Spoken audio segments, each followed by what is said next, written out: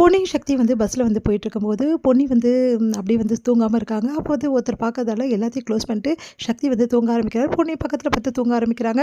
அடுத்து வந்து 2 பேருமே ஒருத்தர் ஒருத்தர் கை மேலே வந்து போட்டுக்கிட்டு தூங்க ஆரம்பிக்கிறாங்க. அப்போ திடீர்னு சக்தி எழுந்துக்கிறாரு. அப்படியே பொன்னியை பார்க்குறாரு. தான் மேலே கை போட்டிருக்கிறத தானும் வந்து பொன்னி மேலே நல்லா இறுக்கி அணைச்சிட்டு தூங்குறாரு. அதே மாதிரி பொன்னி எழுந்து பார்க்குறாங்க. சந்தோஷம் தாங்கவே முடியல பொன்னிக்கு. அவ்வளோ சந்தோஷப்படுறாங்க. உடனே சக்தியை பார்த்து ரெஸ்ட் பண்ணி அவங்களும் கையை போட்டு தூங்குறாங்க. 2 பேருமே தூங்கி போகிறாங்க. காலையில் எழுந்துட்டு அப்படியே வந்து வெளிச்சம் வந்து வர மாதிரி இருக்குது. உடனே எழுந்துக்கிறாங்க. பார்த்துட்டு 2 பேருமே ஒன்றும் புரியாமல் அப்படியே எழுந்துக்கிறாங்க. 2 பேருமே வெக்கப்படுறாங்க. அது வந்து தூக்கத்தில் அதான் சக்தி நானும் சொன்னேன் அப்படின்றாங்க. சரி ஓகே அப்படின்னு சொல்லிட்டு 2 பேரும் அப்படியே வெக்கப்பட்டுட்டு சரி பார் டைம் வந்துடுச்சு பாரு கிளம்பிடணும் அப்படின்னு சொல்லிட்டு கிளம்புறாங்க. 2 பேருமே இறங்குறாங்க. அடுத்து வந்து இங்கே வந்து பொன்னியும் சக்தி ஒன்றும் வரலையே டைம் வேறு ஆயிடுச்சு கோயிலுக்கு இன்னுமா வராமல் இருப்பாங்க அப்படின்னு சொல்லிட்டு எல்லாருமே வீட்டில் டென்ஷன் ஆயிடுறாங்க. இந்த பொண்ணு ஏன் இப்படி பொறுப்பே இல்லாமல் இருக்கா? நல்ல பொறுப்பான பொண்ணு தானே இவ கோயிலுக்குனா கரெக்டாக வந்துருவாள் என்ன ஆச்சு இவளுக்கு அப்படின்னு சொல்லிட்டு பேசிகிட்டு இருக்காங்க. நான் அப்போவே சொன்னேன் யார் கேட்குறா அப்படின்றாரு மூர்த்தி. நீ அமைதியாக இருக்கியா அப்படின்னு சொல்லிட்டு டென்ஷன் ஆகிறாங்க சந்திரசேகர் எல்லாரும்.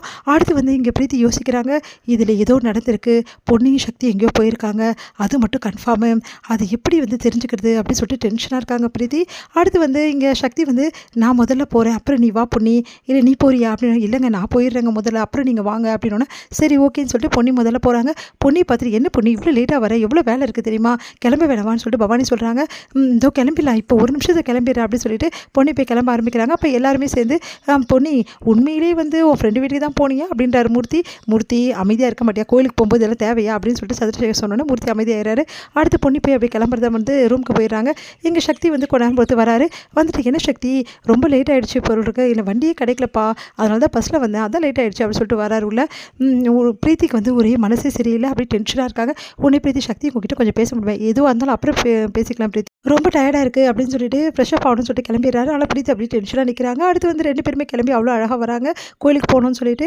அப்போ வந்து பிரீத்தி கிட்ட பேசாமல் வந்து சக்தி வந்து பொண்ணு பின்னாடி போயிட்டுருக்காரு. இதை பார்க்குற பிரீத்தி செம்ம கடுப்பாகிறாங்க. என்ன மீட்டிங் போயிட்டு வந்தேன்னாரு அதை பற்றி டீட்டெயில் நம்மக்கிட்ட சொல்லணுமே ஆனால் எதுவுமே சொல்லலையே ஏதோ சம்திங் ராங்க இவங்க 2 பேரும் உண்மையிலேயே வெளியே போயிட்டாங்களா அப்படின்னு சொல்லிட்டு யோசிக்கிறாங்க. பொண்ணையை பார்த்துட்டு வந்து சக்தி வந்து அப்படியே போயிட்டே இருக்காரு.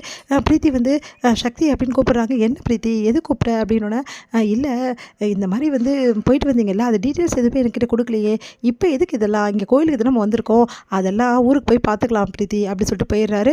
அதை கேட்டு வந்து பிரீத்தி இன்னும் டென்ஷன் ஆகிறாங்க. கண்டிப்பாக சக்தியும் வந்து பொண்ணையும் எங்கேயோ போயிட்டு வந்திருக்காங்க அது மட்டும் கன்ஃபார்ம். சக்தி இப்படி மாறுவான்னு நினச்சி கூட பார்க்கல இப்படி மாறிட்டானே அப்படின்னு சொல்லிட்டு பிரீத்தி வந்து செமையாக டென்ஷன் ஆகிறாங்க.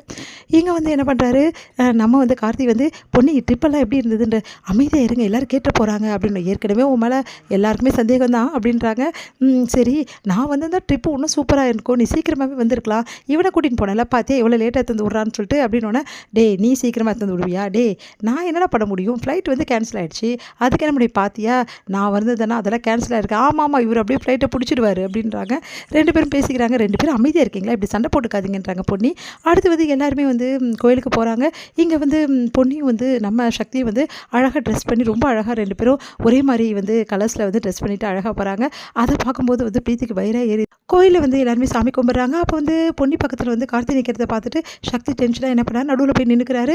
உடனே பக்கத்தில் அப்படியே நெருக்கமாக நின்று பொன்னி கூட சாமி கும்பிட்றாரு. இதை பார்க்குற பிரீத்தி டென்ஷன் ஆகிறாங்க.